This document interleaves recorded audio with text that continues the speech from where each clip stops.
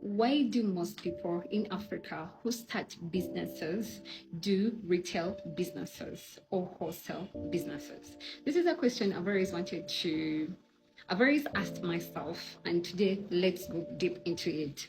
In Africa, when you want to start a business or when you want to move out from employment, or if you're employed and you want to start a side hustle, or if you're going to do retirement, apart from the people who do farming, you are going to start a business whereby you're either going to wholesale or retail things for another person. Now, most of the businesses, when you go to your downtown or your street, you're going to discover that these businesses are all doing the same thing, literally. They're either supermarkets, they are either boutiques, they are either, I want to remember. I think these two are the biggest, maybe even restaurants, but these two mostly. Boutiques and boutiques. I mean, even a medical center, honestly, you're also still retailing. However much it's a service, or a school, however much it is a service, you're also retailing. Oh, this is getting exciting. So most businesses we do in Africa are usually that model. The amount of people who come up with original ideas for businesses are like 0.0.0 is it 0.00001% of the population? Because number one, we come from a mindset of survival. So you start something, you're just going to survive. Then two, it's never about building for the people. It's about your selfish desires of, I want to earn extra for my family and whatever the heck your goals are. It's never about how can I give back, how can I make things better. It's about how can I take. And that explains our government systems as well, why we have corruption and bribery and problems that go that side. So, and then there comes another kind of people. These people buy land, they put apartments or they put estates or they such developments, which are good for any nation. We need infrastructures, but these people didn't start these businesses because they have a mind of like, my nation needs an infrastructure. They start these businesses because they think it's going to give them money. They do not sit and think through where they're going to actually get the money, because most of them get money from the banks. So the bank gives them the money, or the financial institution gives them the money, and then they're supposed to pay back that money over a period of time with a certain interest, of which the longer the period of time, the more the interest. So most of us, if you're like, I'm going to maybe get I don't want to use real money, but let me say I'm going to get $1 billion, and every month I'm paying 24 million shillings, Ugandan shillings. And if it's 24 million Ugandan shillings, you're paying it over a period of maybe, let me say, 5 to 7 years. This is not accurate, I'm estimating. And yeah, you build. So in your mind, you're like, yes, I'm getting an asset. It's not going to depreciate. It's for my kids. They're going to inherit it. Then the other person is thinking, then you're also the same person thinking that it's going to get me more money. But you see, if you get money, even though you're getting over 50 millions from this project you have put up, literally 24 is going to the bank. It's like you're laboring for another man, because again, it's not about them helping you start something. It's about them making a profit of your hard work and sweat. So you think that most people are opting for real estate, and I'm not against real estate, not at all. It's good to secure that land and have ownership, but I think we need to think about, is it really working a model? Because everybody goes there, especially when you start thinking of grown retirement. We do businesses that are never having original thought, and that's why I'm here today.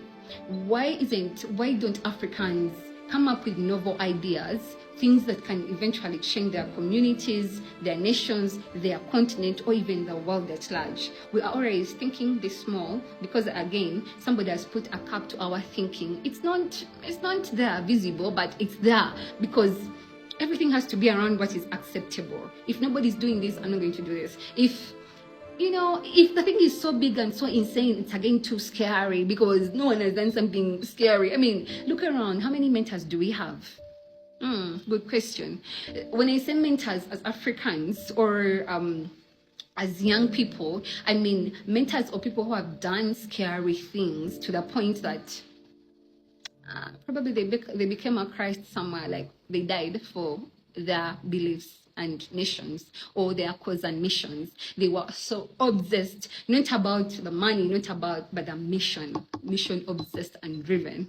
And it wasn't a point of them having influence or being known or being famous or popular or being rich, but impact as number one, impact and change not in things of like I'm starting an NGO, I feed the poor, because if you feed the poor and you don't teach them how to fish, they're going to come back tomorrow and ask for the same fish. Hell, they'll cut your hand off if you don't give it to them. Anyway, that's another problem for another day. So I'm thinking problems that can bring actual solutions to our people. I'm thinking problems that can give independent sovereignty back to its people. Because if a person does not know who they are, they're not going to know where to build from. They're not going to know how to build, even show up. Because we are showing up scared. We are showing up tiptoeing. We are showing up mediocre. We are showing up whining. Guys, have you seen the work ethic of a Chinese? Have you seen the work ethic of a person from Portugal? Yo, anywho, these are our problems. I really hope we get individuals that are able to come up and, do things that are past them, to do things that are crazy, do things that do not make sense to a normal man who spends 4 hours on social media scrolling. Because again, these things we are discussing are for a different kind of audience. Guys, oh my God, my head hurts from the fact that we are okay with what's going on, from the fact that we are seated on too much. I mean, the blood you carry in your body and your bones, that blood, it fought lions. It survived slavery, because you see the guys because when you think of America, which is the greatest nation on planet Earth, when you think about it, you're thinking white people and then Black Americans. But the Black Americans have also like build half of the economy in the way that you think of artists. Let me say the Beyoncés, the Cardis. Okay, Cardi is not Black American. It's not a Black American. I'm speaking about the Black American community that have actually built something, even in entrepreneurship spaces. I'm even talking about like those guys migrated to that place. They were taken as slaves, and they only carry half of your genes. You are seated on a whole gold mine because you carry your godfathers and great ancestors' blood, pure, non-diluted, and you're here doubting yourself. You're here questioning the thing that calls to you. You are here, I don't know, you're here playing small. It's even sad. You are here waiting for the government to come and save you, or for some white man to give you donations and whatever is left off his plate. Guys, we can do better. And I'm not speaking from a point of like, I'm speaking from a point that even you to be happy, it's not about how much you're going to amass in this life. It's about how much you can give back of yourself. And not these things of like you've gone and given clothes to the needy and poor, and you're taking photos for social media. It is yourself, like the part that is here, the part that you know is true and authentic and raw, you that no one knows. But how do you show up as this person at your core? And in showing up as them, somehow there is something you're giving that cannot be explained in language. So let's think about, if you want to start a business, if they are planning to start any business, please, it's not about the money, it's about the place of the heart. Because if you serve or start anything from here,